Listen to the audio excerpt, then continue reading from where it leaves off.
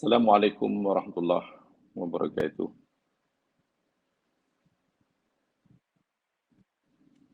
Alhamdulillah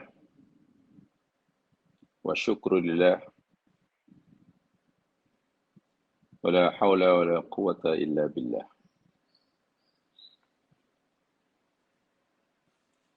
Salatu wassalamu ala Rasulillah Muhammadin sallallahu alaihi wasallam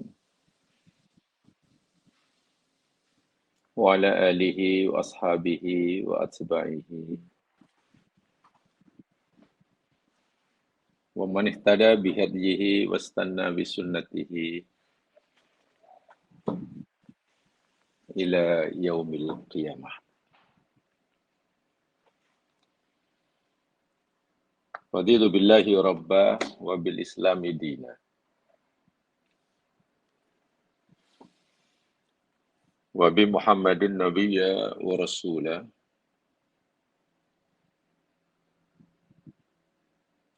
Rabbi shrah li sadri wa yassir li amri. Wahlul 'uqdatam min lisani yafqahu qawli.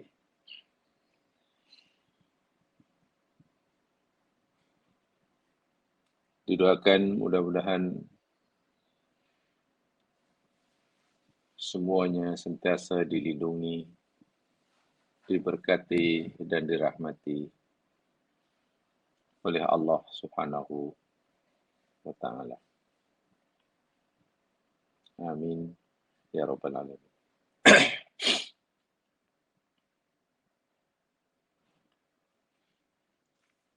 Hari ini insyaallah kita akan teruskan siri kajian hadis kita.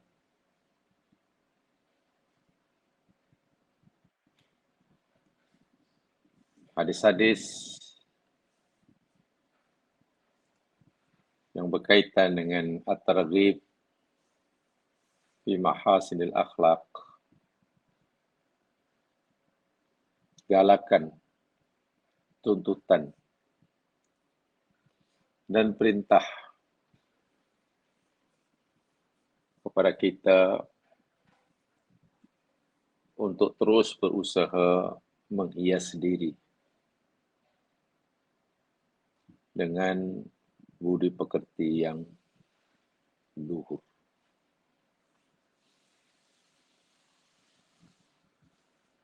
Hadis terakhir yang kita bicarakan, yakni hadis yang ke-1550.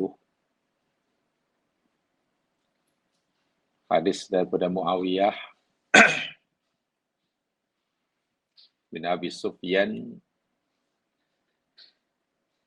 Baginda Rasulullah sallallahu alaihi wasallam bersabda, "May yuridillah bihi khairan yufaqihu fiddin."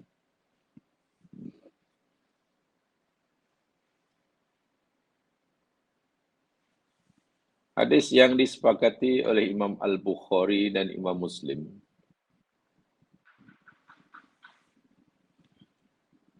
Memberikan isyarat yang sangat jelas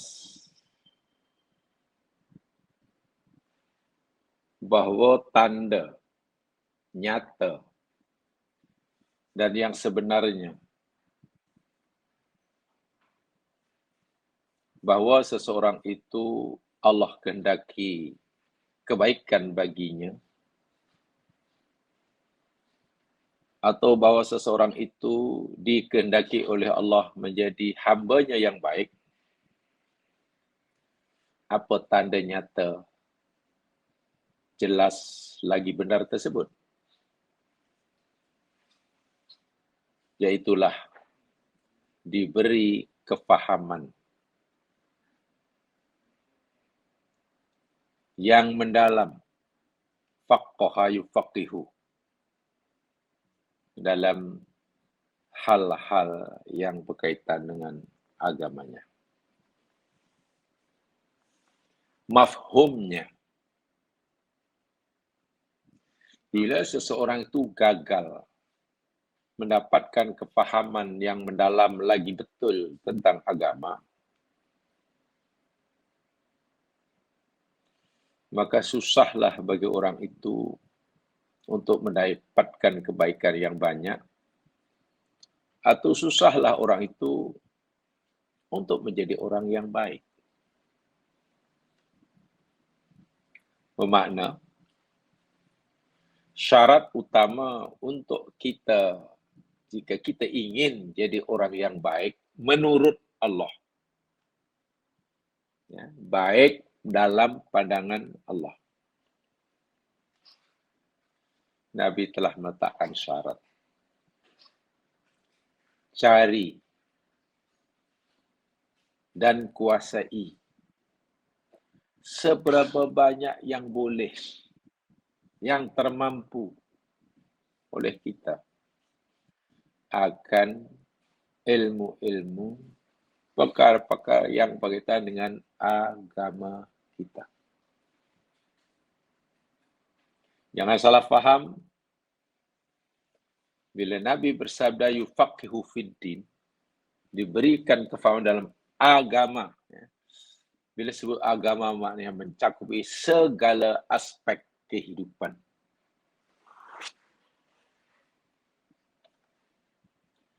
Atau kalau dalam bahasa yang lebih umum, gunakan istilah Al-Quran,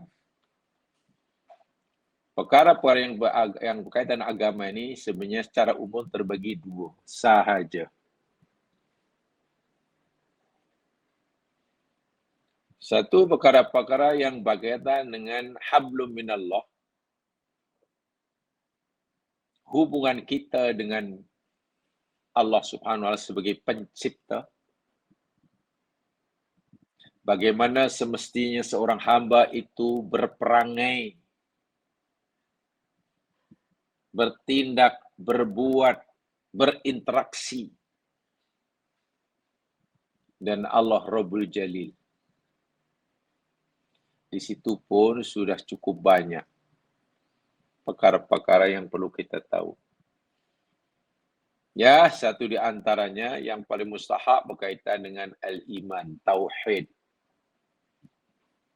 Kaitan dengan Islam, syariah. Yang erat hubungannya dengan kaitannya dengan ibadah-ibadah ritual. Namanya lagi lah. Dan aspek yang kedua, perkara-perkara yang dibincangkan oleh agama yang kita perlu ketahui, yakni yang ada hubungan dengan hablum minan nas. Ini lagi luas sekali. Lagi luas. Sebab itu jangan kita membeza-bezakan ilmu sama yang antara ilmu yang berkaitan dengan hablum minallah dan ilmu yang berkaitan dengan hablum minnas secara umum. Jangan beza-bezakan. Maksudnya, sungguh pun kedua-duanya itu bicara dalam bidang yang berbeza, maknanya boleh dibezakan, tapi tidak boleh dipisahkan. Sebenarnya orang yang mukmin yang baik tidak boleh hanya ingin menguasai ilmu din yang berkaitan dengan hablum minallah sahaja, tapi tidak peduli hukum-hukum beragama yang berkaitan hablum minan nas. Atau sebaliknya. So, bila sebut din, secara umum mengandungi dua aspek ini. Ini hadis terakhir yang kita pelajari. Sehingga bolehlah kita simpulkan hadis ini. Pertama, ia sebagai dalil betapa agung dan besarnya, betapa mustahaknya kita mempunyai kefahaman yang luas lagi mendalam tentang ilmu agama kita. Dengan sebagai ilmu yang jangan disempitkan maknanya bila sebut ilmu. Yang keduanya dari hadis ini juga, bila seseorang itu enggan mencari ilmu, enggan berusaha memandaikan dirinya, memahamkan dirinya dengan ilmu-ilmu agama, maknanya orang itu tak nak Allah berikan ia kebaikan, mana orang itu tak mahu Allah jadikan menjadi hambanya yang baik. Itu mafhumnya. Hadis ini juga boleh disimpulkan, sesiapa sahaja yang bersungguh-sungguh punya keazaman yang tinggi, minat yang sangat tinggi, ya kalau hubungan bahasa mungkin yang lebih keras, tamak terhadap ilmu, mana tak puaslah, sentiasa tak puas dalam cari ilmu, nak lagi, maka Allah amat menyukai orang ini. Amat menyukai. Kenapa? Karena Nabi bersabda, karena Allah Subhanahu wa taala apabila menghendaki hambanya kebaikan, kan diberinya taufik untuk cari ilmu. Dia punya kefahaman terhadap agama. Dan ilmu tentang agama. Ilmu yang berkaitan dengan agama kita. Ilmu yang sangat-sangat tinggi nilainya, lagi terpuji. Adapun ilmu-ilmu lain yang tidak ada hubung kait dengan agama yang kita pelajari, ya terpuji pun tidak, tercela pun tidak. Tengoklah. Jika ia memberikan manfaat, terpujilah. Bila ia memberi mudarat, tercelalah. Memanglah kalau kita nak cari yang mestian ilmu dalam Al-Quran, ilmu jahit menjahit, mana ada. Bagaimana nak potong kain, mana ada.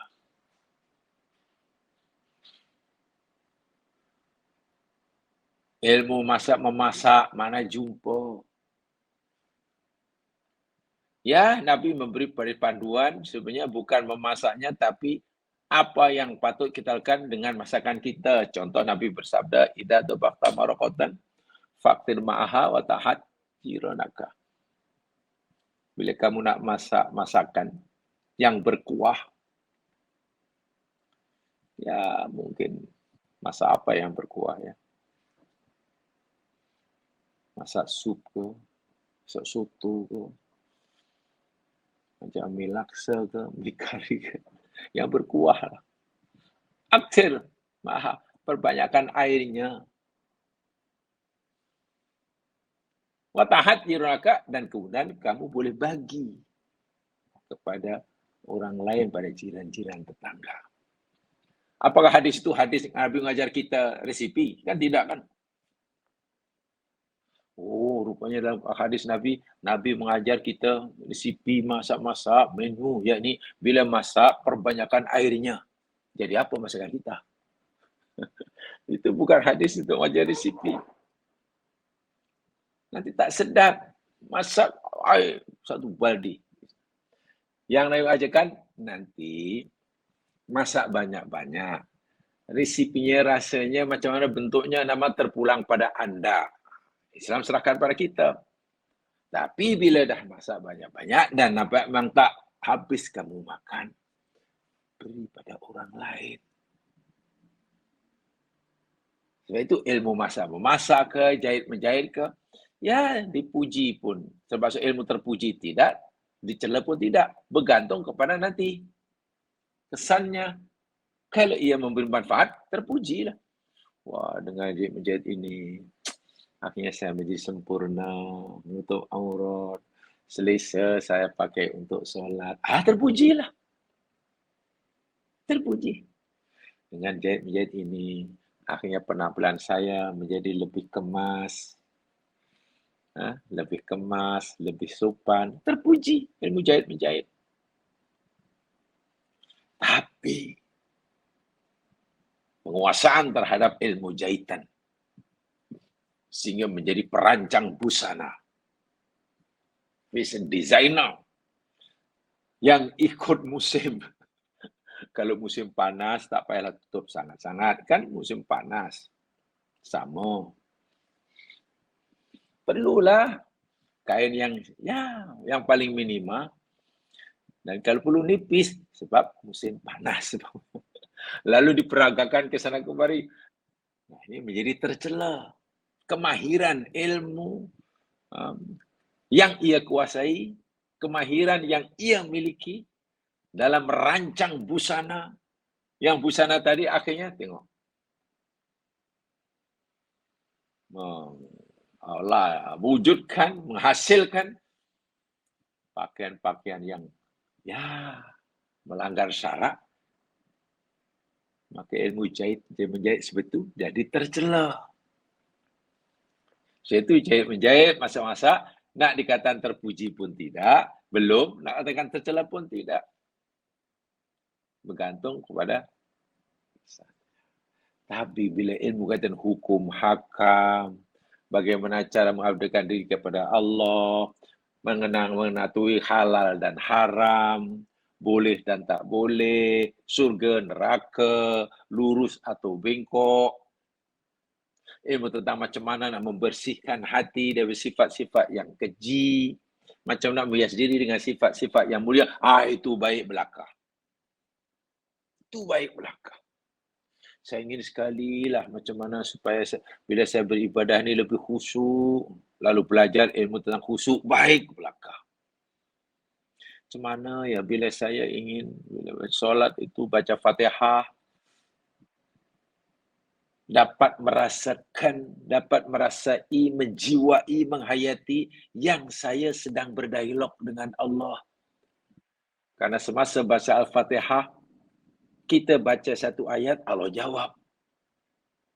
Alhamdulillahirabbil alamin. Allah jawab, Hammadani abdi. Masya Allah. Lalu kita sambung, teruskan, Ar-Rahmanir Rahim. Athna alayya abdi. Tu, hambaku sedang memuja-muja aku. Maliki yaumiddin. Majjadani abdi. Kan kita sedang dialog. Selama ini saya macam tak merasakan lah. Masa solat Fatihah saya tak merasa yang saya sedang dialog dengan Allah. Saya monolog. Macam orang baca jampi. Bismillahirrahmanirrahim. Alhamdulillahirrahmanirrahim. Tidak merasa yang kita sedang berdialog dengan Allah. Lalu kita punya keinginan yang kuat. Macam mana ya supaya kita boleh merasakan keasikan bermunajat. Percakapan kita ni Allah ni hidup. Seakan-akan kita mendengar jawapan Tuhan itu. Atau kalau kita tak dapat merasakan dengan kita yakin didengar. Ya, istilahnya musyahadah juga. Nah, belajar ilmu tentang itu bagus.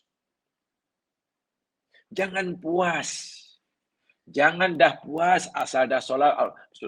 Alhamdulillah saya baca Fatihah fasih. Makhraj dah betul umpamanya. Oh iya ke? Ya, alhamdulillah. Makna tahu? Oh tahu. Adakah awak ketika solat masa baca Fatihah merasa yang awak sedang dialog dengan Allah? Itu yang saya tak tahu. Nah, kalau gitu masih belajar lagi. Terus. Nah, ini ilmu yang terpuji. Ya. Jadi, satu di antara tanda bahwa Allah kehendaki kebaikan bagi orang tadi. Baik, jemaah sekalian, sekarang kita akan baca yang berikutnya. Hadis yang selanjutnya. Hadis 1551. Baginda Rasulullah sallallahu alaihi wasallam bersabda, hadis itu daripada Abu Darda. Ya. 1551. An Abi Darda Qala, ia berkata, Rasul sallallahu alaihi wasallam bersabda, ma min syai'in fil mizani atqalu min husnil khuluqi. Hadis dikeluarkan oleh Imam Abu Daud, Imam Turmuzi, dan dinilai sahih oleh beliau. Maksud daripada Abu Darda, beliau berkata, Rasul sallallahu alaihi wasallam bersabda, tiada sesuatu pun yang lebih berat dalam timbangan nanti di akhirat. Tidak ada suatu amal pun yang lebih berat timbangannya di akhirat, melebihi daripada akhlak yang mulia, akhlak yang baik. Mafhumnya, satu amalan yang paling berat sekali ditimbang di akhirat kelak, husnul khuluq. Allahu Akbar. Kita tidak bicara timbangan itu macam mana ya, itu bab tauhid ya. Pelajari sajalah. Maksud timbangan itu macam mana di akhirat itu, ditimbang itu macam mana? Rupa timbangan itu macam mana? Lalu bagaimana cara betul? Itu bab tauhid. Yang kita bicarakan tentang amalan kita di dunia yang bermacam-macam yang kita buat ini, bermacam-macam namanya ini, nanti ditimbang. Dan amalan yang paling berat sekali timbangannya, mengalahkan amalan yang lain, nampak tak seberapa, tapi berat sungguh. Yakni husnul khuluqi. Husnul khuluqi. Jamaah sekalian, hadis ini yakni sahih. Saya kata tadi dalam Abu Daud, Turmuzi pun ada. Bahkan dalam hadis Sahihul Adabil Mufrad pun ada disebutkan. Dalam kitab Sahihul Adabul Mufrad. Dan juga hadis ini disebutkan juga oleh Imam As-Suyuti. Imam As-Suyuti dalam kitab beliau Al-Jami'us Shaghir, dan beliau menilai hadis ini sebagai hadis yang sahih. Baik. Zahir hadis ini adalah bersifat umum. Atau zahir hadis yang ini yang bersifat umum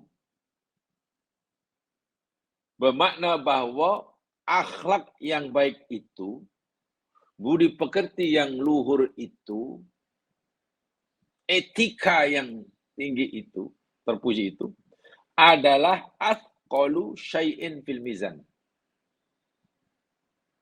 Sesuatu yang paling berat timbangannya. Dan apa ya, athqal dalam ini kan, athqal itu isim tafdil kan, daripada thaqilun. Thaqilun berat, athqalu min lebih berat. Tapi kalau athqalu saja paling berat.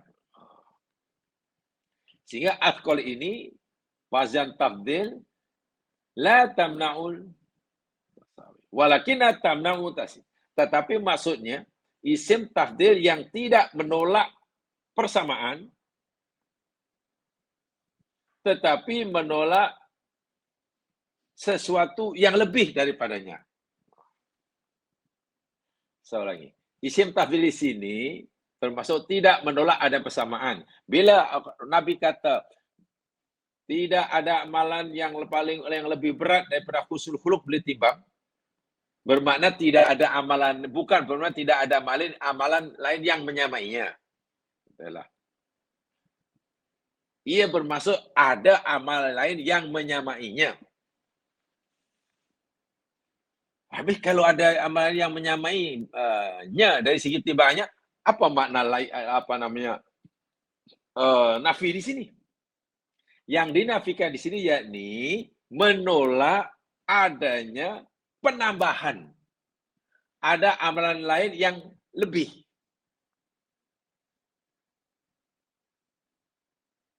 Menolak adanya amalan lain yang lebih. Penambahan. Ya, kalau berat mana lebih berat lah. Kalau banyak lebih banyak. Aima min syai'in asqal fi mizanil mu'min yaumal qiyamah.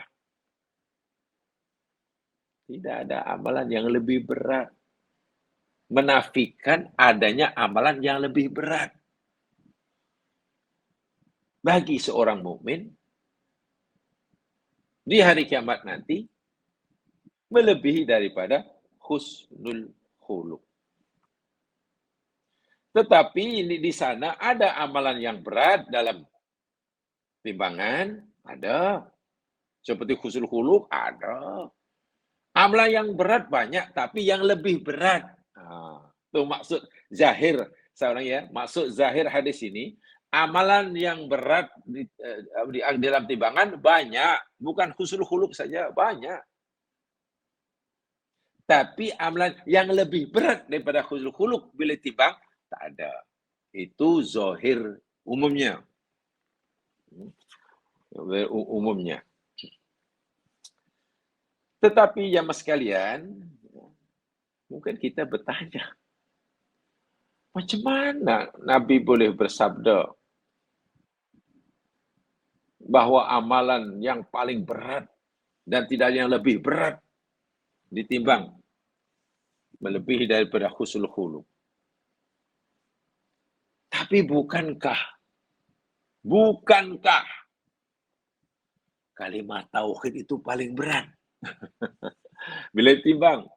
Hadis terakhir dalam Bukhari umpamanya. Hadis terakhir dalam Sahih Bukhari. Kalimatani, ada dua kalimat. Dua kalimat. Khafifatani al-lisan. Bila ringan kita mengucapkannya. Mudah. Dua kalimat ini mudah disebutkan oleh lidah. Habibawati indah rahman, amat disukai oleh Allah. Taqilatani fil mizan. Keduanya sangat berat bila ditimbang. Yani subhanallah wa bihamdi subhanallahil azim. Kalimah tauhid. Kalimat tauhid. Dan itu paling berat. Nah, tentulah hadis ini tidak boleh, pemahamannya tidak boleh berdiri. Jadi maknanya tidak bermakna amalan yang paling berat sekali dalam timbangan di akhirat adalah budi pekerti yang luhur. Tak ada yang lain, pemahamannya. Tak bolehlah difahami itu walaupun zahirnya seperti itu. Kenapa? Karena ada amal dalam hadis yang ada amal yang lebih berat daripada husnul khuluq. Apa itu? Kalimah tauhid. Kalimat tauhid. Jadi kalau begitu cara menggabungkannya, kalimat timbangan terberat di akhirat ialah kalimat tauhid. Ya. Timbangan paling berat bagi amal orang mukmin di akhirat ini kalimat tauhid. Itu paling berat, tak ada yang lebih tinggi daripada itu. Lalu paling berat kedua selepas tauhid, husnul khuluq. Itulah.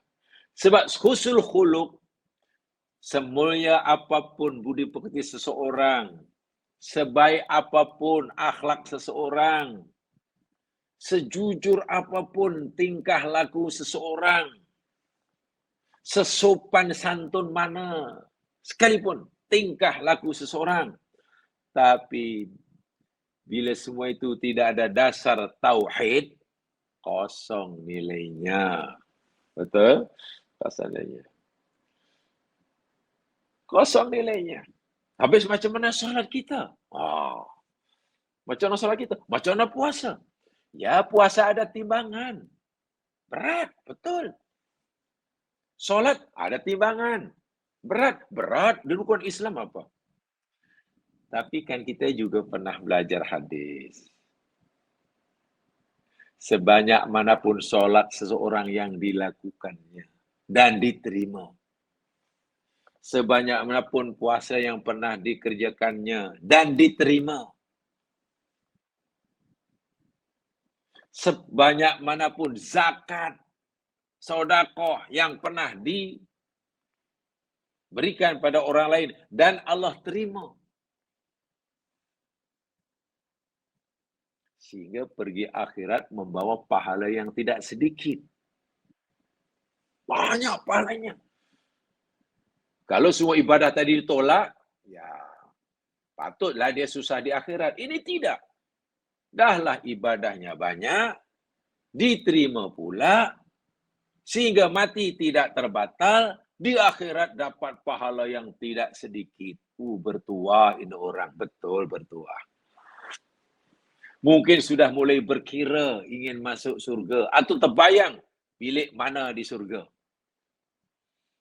Karena amalnya banyak, pahalanya banyak. Tunggu aja lah panggilan masuk surga.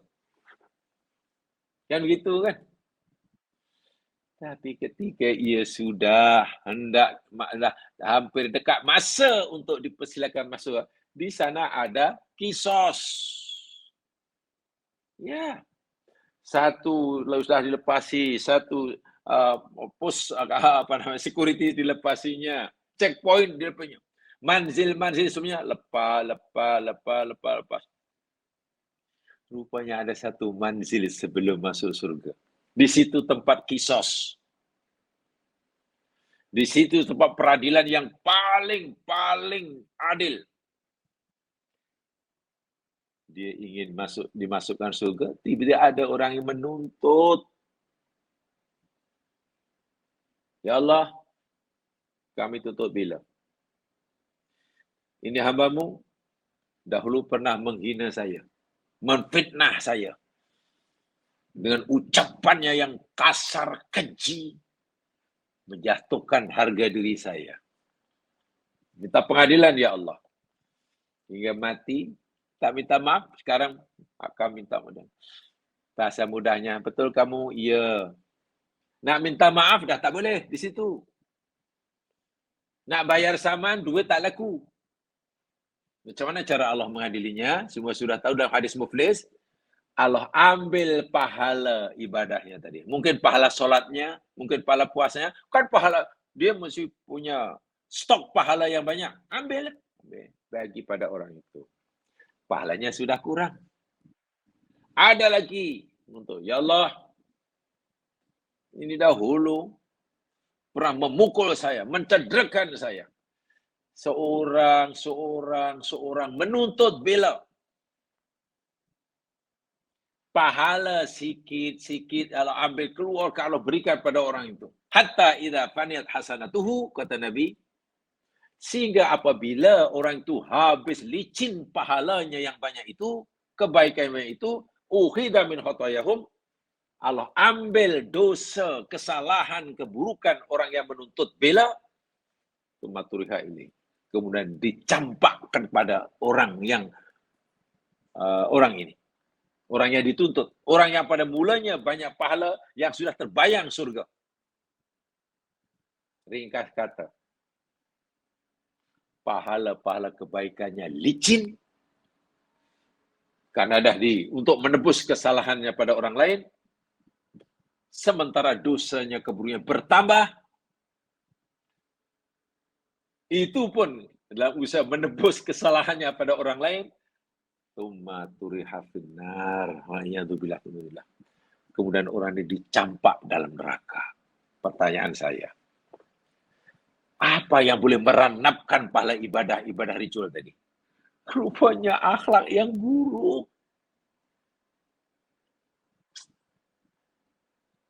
Tengok, akhlak buruk itu boleh meranapkan pahala di akhirat, melicinkan pahala.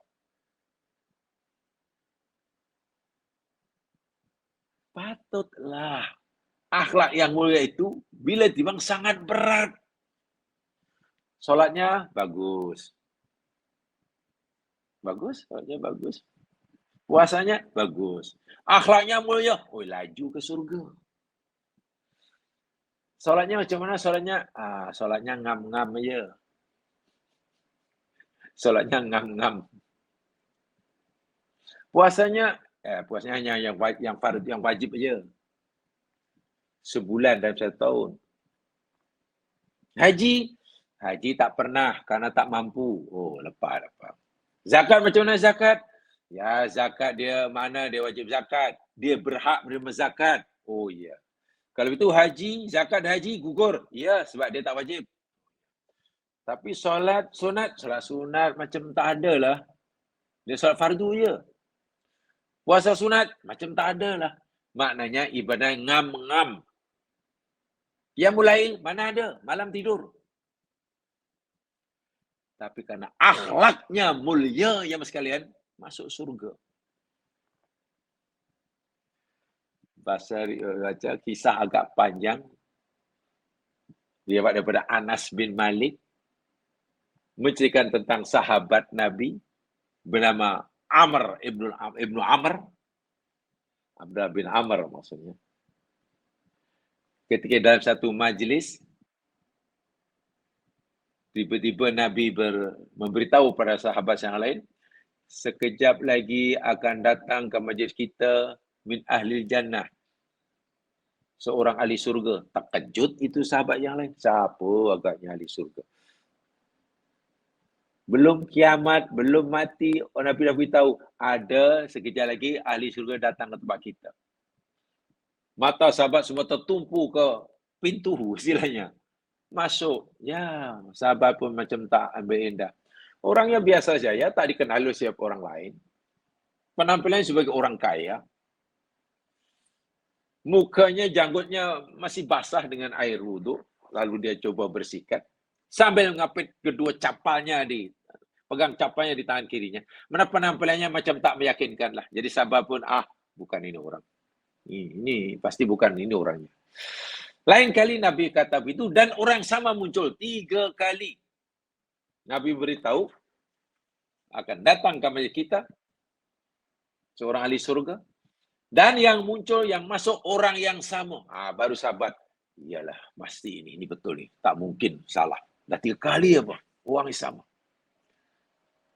Masih pun surai orang yang lain, tapi siapa orang itu? Kita kenal. Kalau yang masuk tu Abu Bakar, semua kenal.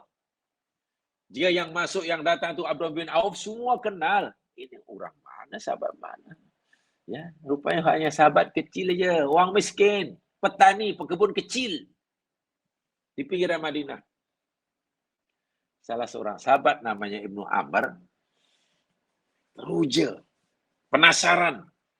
Ingin tahu siapa gerangan orang ini, lalu apa amalnya, bertuah sungguh. Nabi beritahu bahwa dia ahli surga. Ya, dengan pelbagai alasan, akhirnya dia minta izin untuk duduk dengan orang ini, bertamu, bermalam, dan dibenarkan. 3 di 3 malam. Tujuan Ibnu Amr satu saja. Kod-kod ada amalan yang istimewa yang dia buat, yang orang lain tak buat.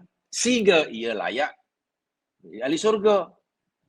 Malam hari pura-pura tidur. Tujuannya tengok kod-kod tuan rumah tak tidur. Qiyamul lail sepanjang malam. Tapi tak juga. Ibnu Amr yang tak tidur, tuan rumah malah tidur. Sesekali bangun dan tak solat pun, hanya baca tasbih. Bangun pagi hari menjelang subuh. Terus sembahyang subuh. Ibnu Umar sudah merisau, apa yang dibawanya? Malam biasa tidur je. Jangan-jangan besoknya puasa. Esok tak puasa pun. Karena dia pekerja.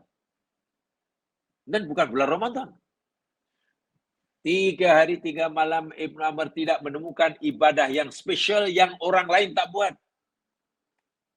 Ibnu Umar terlintas dalam hatinya. Hampir aku meremehkan amal ibadahnya. Makna kalaulah hanya setakat itu ibadah, hanya solat yang wajib saja, sunat pun tidak, puasa yang wajib saja, puasa tidak. Hanya cintulah ibadah yang sangat-sangat minimalnya, hanya yang fardu dan wajib. Ramai di luar sana sahabat-sahabat lebih hebat. Mungkin aku pun lebih banyak amal ibadah.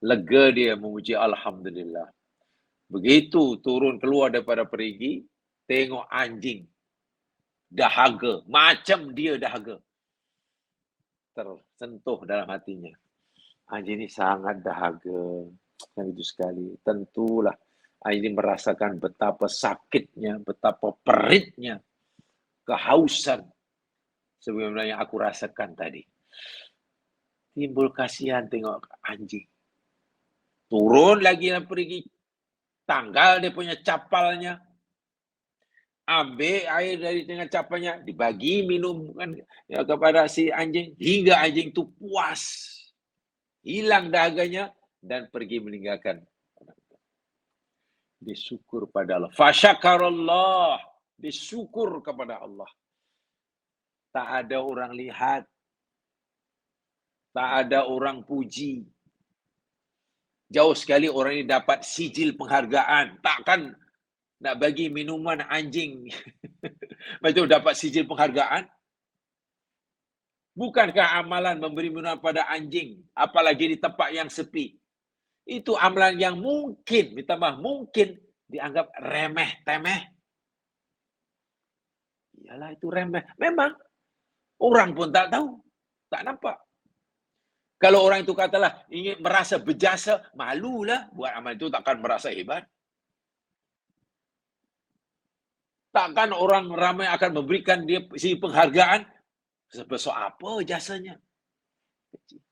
Tapi apa Nabi kata? Faghfarallahu. Allah ampunkan dosanya. Pertanyaan saya. Itu hadis sahih kan? Allah ampunkan dosanya. Dan orang tadi zamannya disebut fajiro. Perempuan yang melakukan banyak dosa dan dosanya dosa besar. Bukan dosa kecil. Bahkan dalam syarah hadisnya ada yang mengatakan zaniyah. WTS. Bukan main-main dosanya. Karena perempuan itu WTS. Wanita tuna susila. Itu bahasa sopannya lah. Kalau bahasa kasonya, minta maaf ya. Pelacur. Kan dosa besar tu.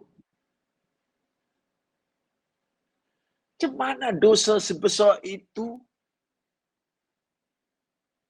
Allah ampunkan, Allah merahmatinya, Allah menyayanginya, dan dengan rahmat dan kasihnya Allah, dosanya terampun. Dosa yang besar-besar daripada Allah. Mungkinkah amalan yang dilakukan itu amalan yang remeh-temeh? Sedangkan dengan sebab amalan itu Allah ampunkan dosa-dosa dia. Tak mungkinlah benda itu remeh. Benda itu besar. Buktinya apa? Dosanya pun terampun. Dan kisah itu sebenarnya kisah umat dahulu ya. Nabi tak, bukan kisah umatnya. Nabi kisah umat-umat dahulu. Mungkin Bani Israel lah yang dimasukkan. Bukan umat sekarang. Coba poin apa yang kita dapat dari hadis seperti itu? Menyantuni anjing yang kita tahu dalam Islam haram. Dagingnya haram. Airnya najis. Dan itu bukan anjing piaraan. Anjing liar tentu di situ. Menyantuni binatang yang seperti itu, yang semata-mata ni rasa kasihan, rasa santun. Bukan pada manusia ya, pada anjing. Bukankah itu namanya akhlak? Itu akhlak itu ya, Mas. Itu maknanya kaitannya dengan hablum minallah, ibadah ritual yang ada kaitan hablum minallah. Atau ibadah sosial kaitannya dengan akhlak yang berkaitan dengan ariku alal makhlukillah. Rasa kasihan, belas kasihan terhadap makhluk Allah.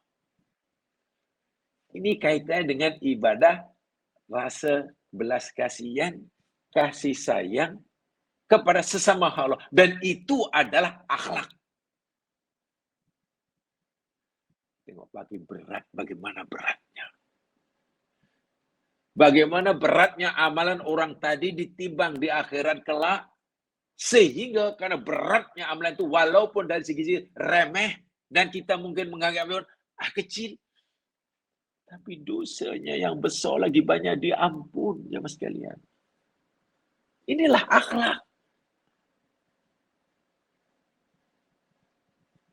Menambah ibadah, meningkatkan kuantiti dan kualiti ibadah, ritual, disuruh. Tapi ingat, sebanyak manapun nanti pahala yang kita bawa ke akhirat, sebagai ganjaran daripada ibadah ritual kita yang luar biasa, jika akhlak kita buruk sesama makhluk Allah, saya tak kata sesama manusia lah sahaja, tapi sesama makhluk Allah, wa'iyadzubillah, boleh jadi muflis kita. Masa manusia kan menuntut, manusia nanti kan menuntut muflis kita. Tapi sesama makhluk Allah. Buktinya tadi, sayang kepada anjing, bukan manusia. Dalam hadis yang lain, hadisnya sahih juga. Nabi cerita, ada seorang perempuan lah masuk neraka. Dakhalat imra'atun nar. Seorang perempuan masuk neraka. Kenapa dia masuk neraka? Dia tak solat ke? Dia tak puasa ke? Dia mencuri ke? Oh tidak. Tidak. Perempuan yang dimasukkan ini bukan pasal tak solat, bukan tak mencuri. Pasal fihirratin habasatha.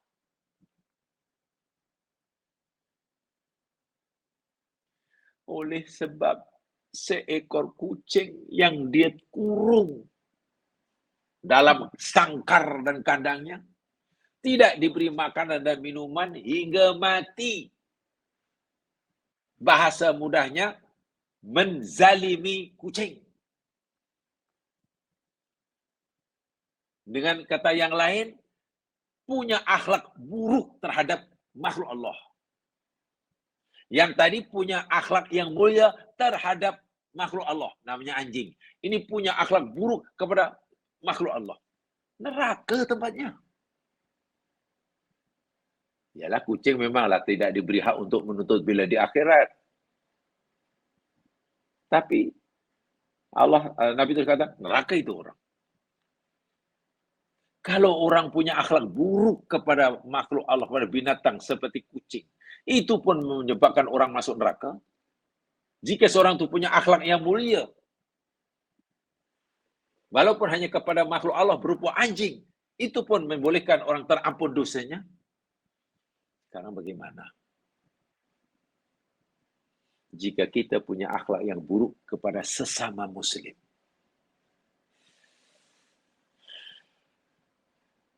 Mengerikan sekali ya Mas. Sangat mengerikan sekali. Dan minta maaf akhir-akhir inilah, apalagi dalam suasana sekarang. Dalam suasana sekarang, tengok.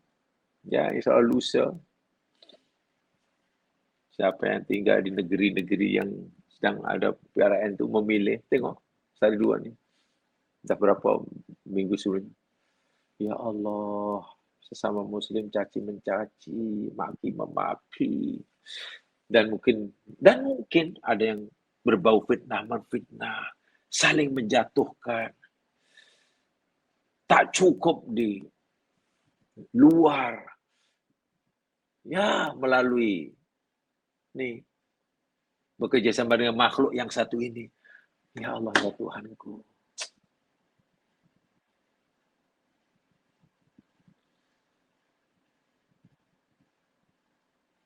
Jika menyayangi anjing pun membolehkan dosa terampun. Bagaimana ya kalau kita menyayangi sama manusia, lebih lagi sama Muslim. Jika menzalimi makhluk bernama kucing, itu pun menyebabkan ia dihumban dalam neraka.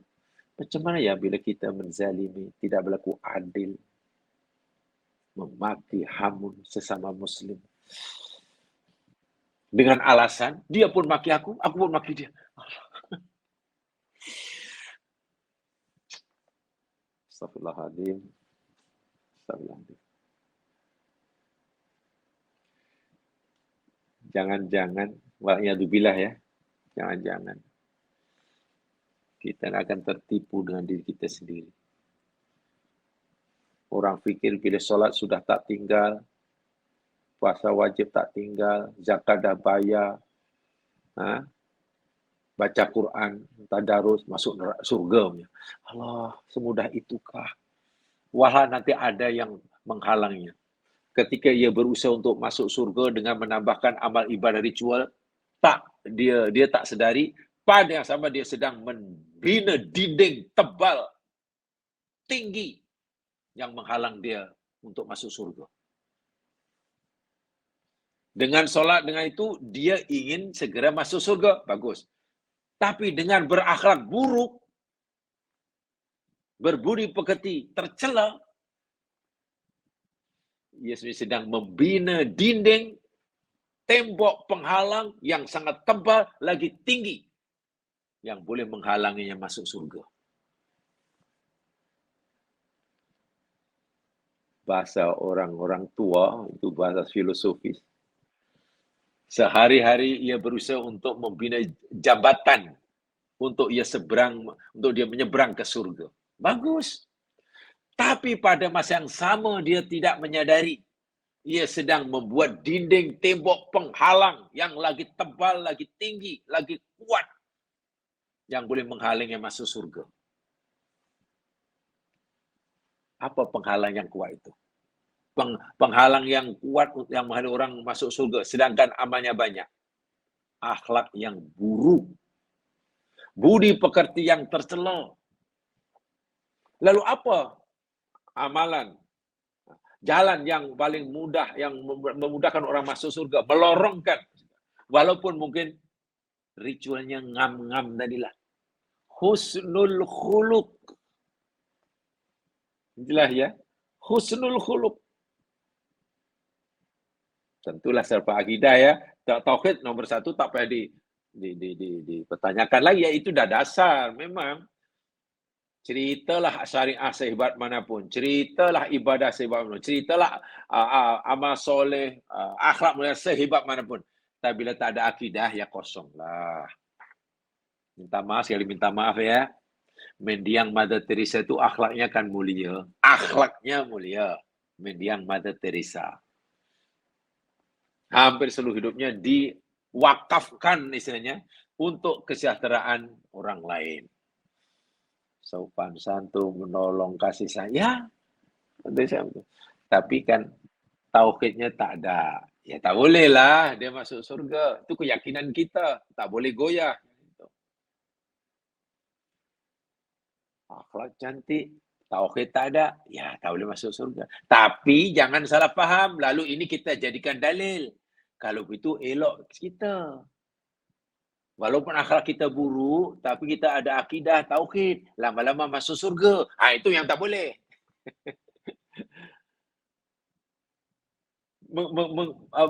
Menggunakan istilah dalil macam itulah yang membuat kita rugi. Yalah, dia itu akhlak baik, sedekah banyak. Tapi tauhid tak ada, masuk neraka. Masih bertuah kita, orang mukmin. Kita ni ada akidah tauhid. Walaupun akhlak kita buruk, tak apa. Lama-lama masuk surga. Itu macam membenarkan pula. Tak boleh. Itu macam justify. Mencari pembenaran terhadap akhlak yang buruk.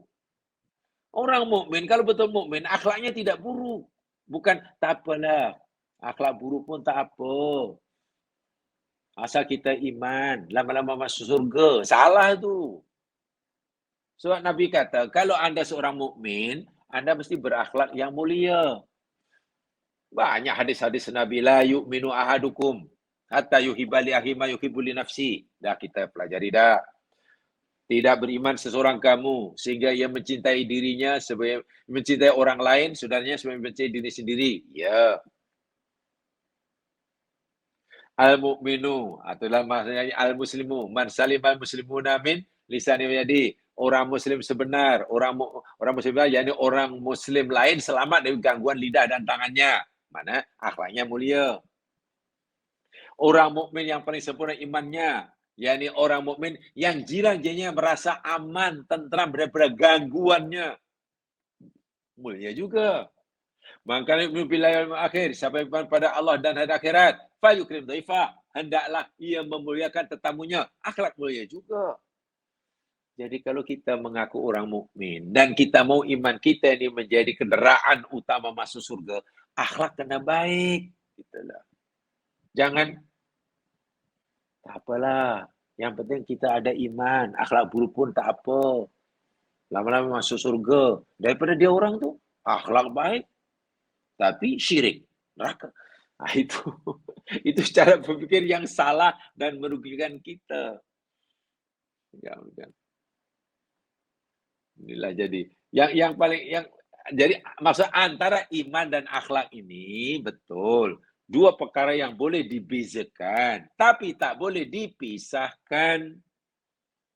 Paham ya? Iman dan akhlakul karimah, husnul khuluq, itu dua benda yang boleh dibezakan, tapi tak boleh dipisahkan. Bab akhlak, akhlaklah. Bab iman, iman kan. Tapi keduanya mesti sentiasa rapat, saling melengkapi. Bila Anda seorang mukmin dan jujur dengan imannya, dengan iman kamu, ya berakhlak mulia. Bila kamu tak berakhlak mulia dan akhlak mulia yang kamu miliki itu menolong kamu di akhirat, ya dasarilah dengan iman. Macam itulah. Tapi itulah. Hadis muflis itu saya ingat zaman sekarang. Perlu di-highlightkan lah di mana-mana ya. Hadis tentang muflis. Saya sangat setuju sekali ya sama kalian lah. Kaitan ini kan semua pendakwah kan. Orang Muslim semua da'i. Jangan tunggu jadi pandai baru berdakwah. Bak kata orang lah, berdakwalah sehingga jadi pandai. Jangan tunggu jadi pandai baru berdakwah. Ya kalau sempat pandai. Kalau tidak, setiap Muslim itu da'i. Dan tolonglah salah satu yang patut diberi patut kita beri keutamaan untuk akhir zaman ini, materi yang hendak kita dakwah itu akhlak. Hadis muflis contoh. Satu hadis saya diulang-ulang coba. Muflis tu Allah. Muflis di akhirat Nabi yang kata dan hadis sahih. Gerun je masa baca hadis muflis, memahaminya. Yang ringkas kata, muflis tu ialah orang yang ya muflis lah. Puncanya buruk akhlaknya. Buruk perangainya. Bejat moralnya. Hablum minanasnya, Allahu Akbar. Tak boleh diharap lah. Cela mencela, caci mencaci. Jamaah sekalian, ingat tak ada satu hadis Nabi.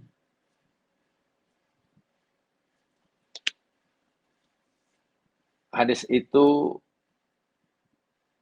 dinilai sahih oleh Nasiruddin Albani.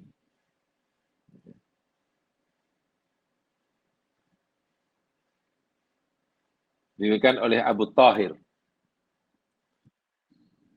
Dinilai sahih oleh Nasiruddin Albani. Nabi bersabda, la tasubbus syaitan wa ta'awwazu billahi min syarri. Janganlah kamu mencela syaitan. La tasubbu tu jangan kamu cela syaitan. Jangan. Syaitan ni makhluk yang pelik ya. Maksudnya jin yang menjadi pengikut iblis itu nama syaitan. Itu sifatnya pelik. Sifatnya sangat pelik. Bila kita maki-maki dia, dia makin besar, makin kuat, makin besar, makin kuat, makin besar, makin kuat. Ya. Kan ada seorang yang berjalan-jalan. Ya, mungkin kakinya terhantuk batu ke, terselio kakinya, terpleok. Sakit. Maki-makinya itu setan. Daisa syaitan. Oh, minta maaf. Setan celaka.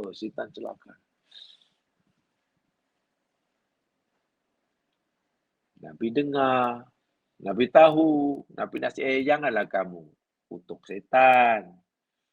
Setan ni kalau kamu kutuk, dia makin besar, makin kuat. Dia senyum aja kamu kutuk. Malah senyum, makin kuat. Sebab kutukan kita pada setan, maksudnya kita maki-maki setan tadilah. Kita salahkan setan tadi, maki-maki. Itu ibaratnya, itu adalah vitamin bagi setan. Itu vitamin bagi setan. Itu ibaratnya kapsul yang boleh memberi tenaga kepada setan. Oh, makin suka. Tapi kalau kita tak boleh maki-maki setan, macam mana ya Rasul? Wa ta'awwadhu billahi min syarri. Sebaliknya, mohonlah kamu berlindungan. Mohonlah kamu perlindungan dengan Allah daripada kejahatannya. A'udzu billahi minasyaitonir rajim. Itu kan bukan makian, tapi itu permohonan kita, permohonan perlindungan kita kepada Allah dari keburukan setan. Baru setan jadi lemah. Karena bila kita dapat perlindungannya, setan jadi lemah, jadi tak kuat. Lemah, kecil, kurus. Peliknya kalau kita maki dia, gila ke setan? Oh, makin. Masya Allah. Pelik ya? Nah, apa kaitan dengan hadis yang kita pelajari? Begini, coba jamaah renungkan ya. Mari kita berpikir secara logiknya lah. Bila syaitan tu jahat, mas sekalian.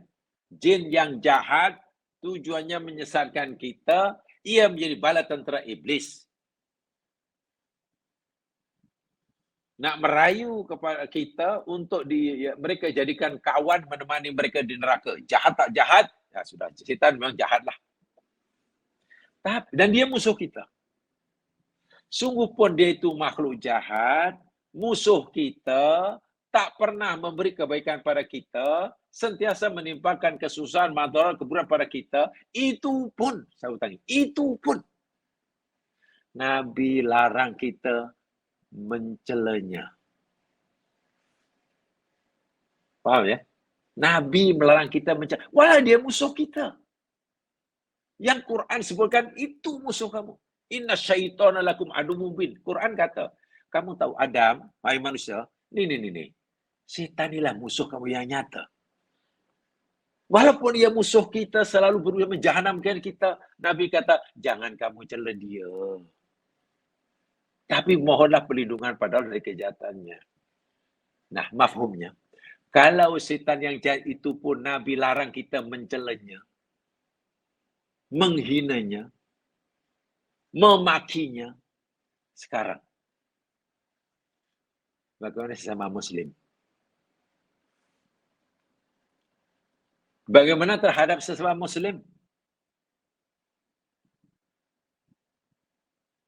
Apa kemudian, iyalah, ya setan, Nabi kata kita dilarang mencaci setan, tapi kalau mencela sesama Muslim boleh. Mana dalilnya? Larangan ada. Larangan maki Muslim pun ada. Larangan mencela setan pun ada.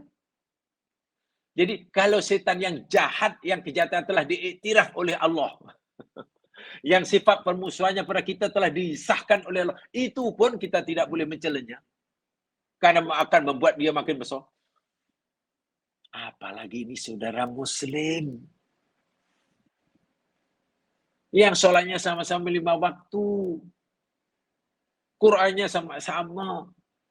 Pergi hajinya ke tempat yang sama. Puasanya pada bulan yang sama. Bahkan dengan sembahyang pun di masjid yang sama. Tapi lebab mencerca, caci mencaci. Fitnah nomor 1 ini di mana? Mana kita nak mengamalkan hadis Nabi?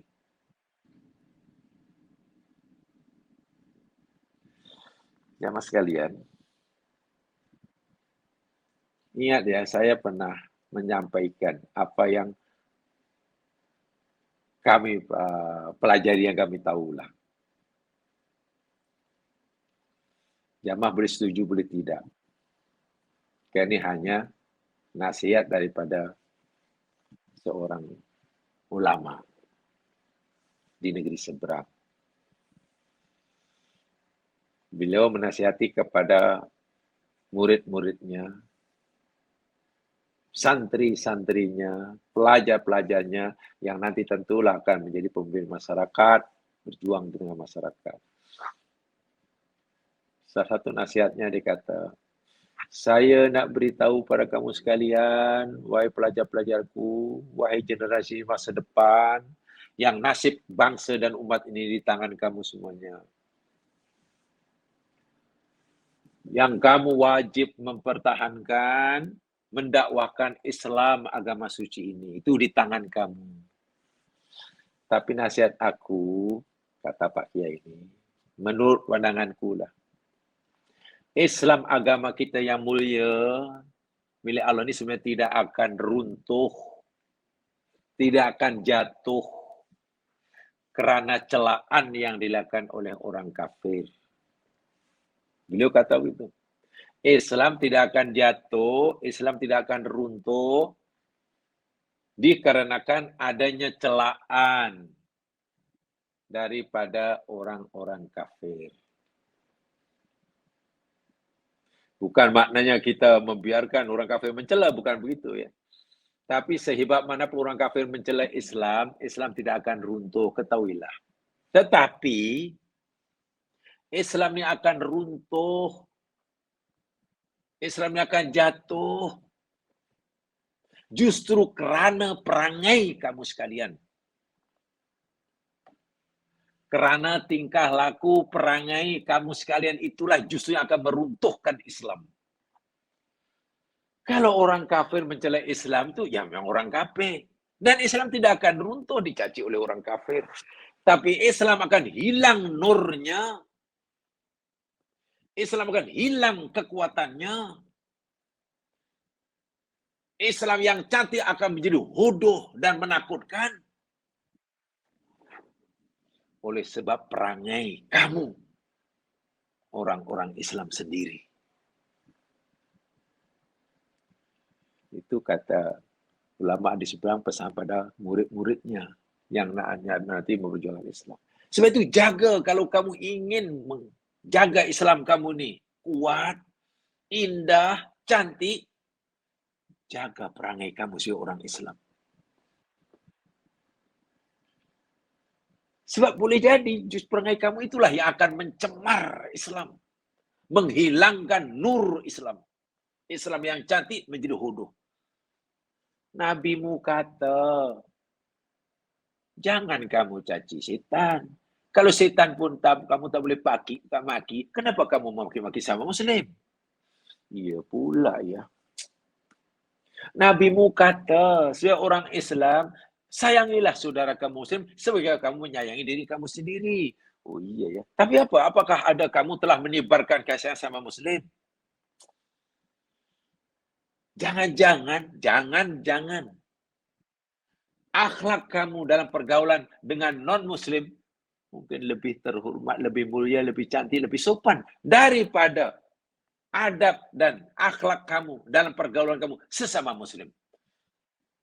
Apa begitu agama kamu menyuruh? Kalau kepada anjing pun Nabi suruh kita menyayangi. Kalau kepada kucing pun Nabi melarang kita menzalimi. Lalu bagaimana kepada sesama Muslim? Kepada sesama Muslim. Inilah Islam. Inilah akhlak. Penekannya pada akhlak. Mungkin Anda telah berakhlak mulia semasa Anda solat. Itu Allahu Akbar. Namanya takbiratul ikhram. Betul? Ya. Kita tak akan mengucapkan perkataan, apa-apa ucapan selain yang disuruh oleh Allah. Kita baca. Kenapa baca Fatihah? Allah yang suruh. Baca surah Al-Quran yang mudah. Kenapa? Ya Nabi suruh. Lepas itu apa? Ruku. Apa dalam ruku yang kau baca? Tasbih lah. Nabi suruh. Bergerakan Allahu Akbar. Tengok, kita hanya mengucapkan yang keluar dari mulut kita masa solat hanya ucapan-ucapan yang dibenar oleh agama. Dan kita tidak akan menukarnya. Kita tidak akan berani mengucapkan selain yang dibenarkan oleh agama. Walaupun mungkin menurut kita benda yang baik. Tiap hari saya katakan. Bangun daripada rukuk, Islam mengajar kita, Nabi menyuruh kita. Ya, ini macam kita kan baca. Sami Allahu liman hamidah. Seterusnya. Itu yang Nabi suruh. Bukan Allahu Akbar kan. Sejahil-jahil kita sekalipun tentang agama, insya Allah tidak ada yang berani menukar Sami Allahu liman hamidah semasa iktidal ditukar dengan Inna lillahi wa inna ilaihi roji'un. Ada yang berani menukarnya. Walaupun Inna lillahi wa inna ilaihi roji'un ucapan Al-Quran itu ayat Quran dah. Kenapa tak tukar? Yalah, sebab apa? Sebab walaupun Inna lillahi itu ayat Quran, tapi kan Allah tak benarkan. Allah tak ajar, Nabi tak ajar. Maksudnya, semasa solat kita hanya disuruh mengatakan sesuatu yang keluar dari mulut kita hanya yang dibenarkan oleh agama.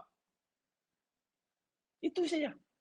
Dalam solat kita bergerak dari berdiri, rukuk, iktidal, sujud, duduk, semua ada gerakan, angkat tangan gerakan. Dan kita tidak akan melakukan gerakan dalam solat perbuatan kecuali yang dibenarkan, yang disuruh. Makna kita cukup sopan santun dalam solat. Oh. Ingatan cuba hanya dikhususkan untuk Allah. Tak mau ingat yang lain. Walaupun sering gagal. Tepat. Baca khususnya. Dalam solat, akhlak kita sudah sangat mulia. Mulia sungguh. Tak berani bercakap kecuali yang dibenarkan. Tak berani berbuat kecuali yang disuruh. Diharapkan lepas solat tu macam itulah akhlaknya. Bila Assalamualaikum, Assalamualaikum, masuk ke gelanggang. Tak kira lah gelanggang tu gelanggang apa. Gelanggang ekonomi ke, gelanggang apa ke, budaya, gelanggang kerja ke, gelanggang kuasa ke, gelanggang pilihan ke. Pastikan kita, apa yang kita rasa masalah kita bawa di situ. Jangan cakap apa yang didengar oleh orang ramai, kecuali yang dibenarkan oleh agama. Kan tadi solat kita berakhlak mulia. Jangan buat, kecuali yang dibenarkan oleh agama. Jadi pengajaran yang kita perlu dari masa solat itu kita bawa keluar solat. Ini tidak. Jadi minta maaf lah. Ini sebetulnya, jamaah sekalian, ini masih ikut kursus, ikut training center dulu, ya akhir tahun 70-an, 79 ke atau 80 macam tu lah. Ada itu tentang dakwah. Kata si penceramah tu katanya, jangan nanti kamu ni bila dah besar dah hidup di masyarakat menjadi makhluk dua alam katanya. Makhluk dua alam. Yang kamu yang ramai orang kata makhluk dua alam tu haram dagingnya. Dan makhluk dua alam tu mana manusia itulah katanya. Jangan-jangan nanti kamu jadi makhluk dua alam. Maksudnya masa solat kamu cukup sopan santun, akhlak kamu terpuji, mulia di sisi Allah. Allah pandang kamu sebagai hamba yang paling mulia. Akhlaknya sopan santunnya, angkat tangannya betul, cakap hanya yang disuruh oleh Allah, buat aja. Cantik, tak akan berani lah. Tengok kanan kiri tak akan berani. Ada sisa makanan di celah-celah gigi terkeluar, itu pun diluahkan, tak akan ditelan. Dia tahu salah. Akhlaknya hebat. Tapi bila Assalamualaikum, Assalamualaikum habis masuk kemudian pada persatuan pelajar, persatuan di sini, kamu sudah gaduh balik. Dalam pilihan nanti kamu gaduh balik. Jadi kamu ni makhluk dua alam. Akhlak kamu masa solat lain, akhlak kamu masa di luar solat lain. Itu bukan orang Muslim. Kalau Muslim pun ada Muslim dua alam. Dan waktu itu yang terkenal, makhluk dua alam itu katanya, ya binatang-binatang amfibia itu macam katak lah. Jadi kalau makhluk alam itu katak, jadi jangan kamu jadi Muslim katak katanya. Saya ingat sampai sekarang. Oh betul lah. Akhlak. Penting ya. Sangat penting. Dan inilah husnul khuluq. Tapi tentunya Yang paling berat sudah pastilah, yakni tauhid. La ilaha illallah. Itulah jelas, itu paling berat. Jadi yang dimaksudkan hadis Nabi ini tentu amalan yang paling berat kedua, ya, selepas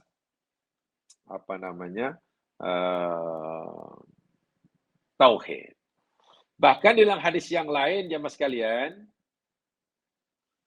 hadis yang dikatakan oleh Imam Abu Daud dan dinilai sahih oleh Nasir Albani daripada isteri baginda Nabi SAW, Aisyah Ummul Mukminin radhiyallahu anha.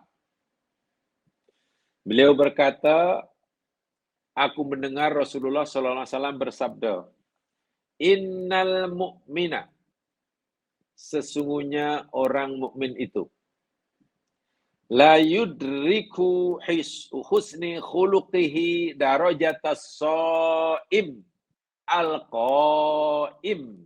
Masya Allah. Sesungguhnya orang mukmin itu akan didapati, akan dijumpai, akan ditemui, atau akan ditingkatkan kedudukannya. Allahu Akbar. Darkun itu tingkatannya. Tingkatannya. Akan ditemui di dalam tingkatannya dengan sebab budi pekertinya yang mulia. Darajatas shaim al-qaim. Maknanya, bila orang mukmin itu akhlaknya mulia, jamaah sekalian, bila orang mukmin itu akhlaknya mulia, darjah dan makomnya menyamai dengan darjah orang mukmin yang siangnya berpuasa, malamnya qiyam, walaupun tidak berpuasa siangnya. Mukmin siang tak puasa, malam tak qiyam, tapi si mukmin ini akhlaknya mulia. Mukmin yang berakhlak mulia itu darjahnya menyamai mukmin yang siangnya puasa, malamnya qiyam. Fadilatnya tengok. Tinggi sekali. Macam mana boleh mencapai darjah setinggi itu? Walhal puasa pun tidak di siang hari. Malam hari qiyam pun tidak. Sehingga Imam As-Sun'ani, pensarah Subul Salam yang kita pelajari ini, pensarah Bulughul Maram dalam kitabnya Subul Salam yang kita pelajari ini. Inna sahiba husnil khuluqi la yablu bi fil akhirat. Beliau memahami hadis tadi, sesungguhnya orang-orang yang mempunyai akhlak yang mulia, semua orang mukmin yang berakhlak mulia itu akan mencapai darjahnya di akhirat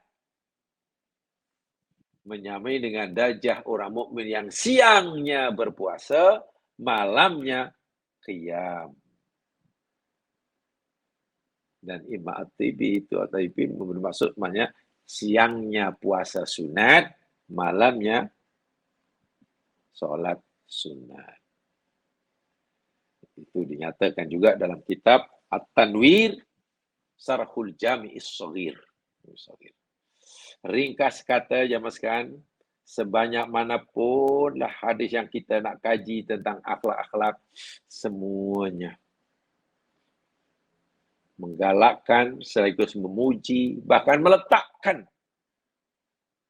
orang yang punya akhlak yang di makom yang sangat-sangat tinggi.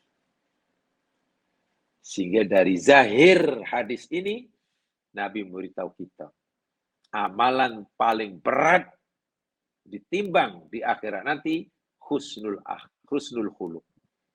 Tentu selepas tauhid, ya, tauhid nomor 1, ini terberat nomor 2. Yang lain itu lebih dahsyat lagi bila seseorang itu banyak sekalipun pahala dan ibadah ritualnya, bila tidak punya husnul khuluq, boleh jadi muflis. Sementara dalam hadis yang disebutkan tadi, orang yang banyak dosa sekalipun, dosanya diampun oleh Allah. Bukan dosa kecil itu, dosa besar itu. Walha malam tak qiyamul lail pun, siang tidak puasa pun, mungkin belum itu, ya ini orang dahulu lah. Apa sebabnya? Punya akhlak mulia kepada anjing. Masya-Allah. Sementara yang lain pula, ibadah ritualnya hebat.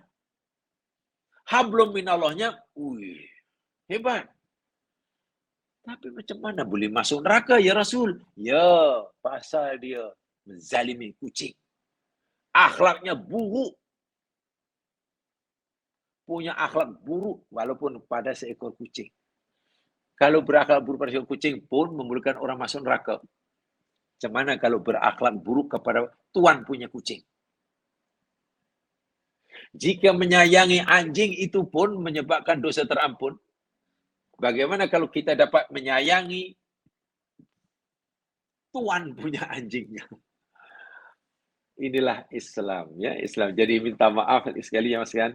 Mari kita berusaha jangan kita jadi makhluk dua alam. Masa solat akhlak kita mulia luar biasa, luar solat macam orang lain pula. Kita ni makhluk yang mana? Makhluk dua alam ni. Tadi lain, sekarang lain, masuk lagi lain. Allahu Akbar walillahil hamd. Mudah-mudahan Allah ampunkan dosa kita dan tentu kita berusaha untuk memperbaiki pada masa-masa depan. Kurang lebihnya mohon dimaafkan. Subhanakallahumma bihamdika asyhadu an la ilaha illa anta astaghfiruka wa atubu ilaik. A'udzu billahi wal asmi min salaf khus. Ladina amanu wal solihat tawasaw bil haqq tawasaw bis sabr. Assalamualaikum warahmatullahi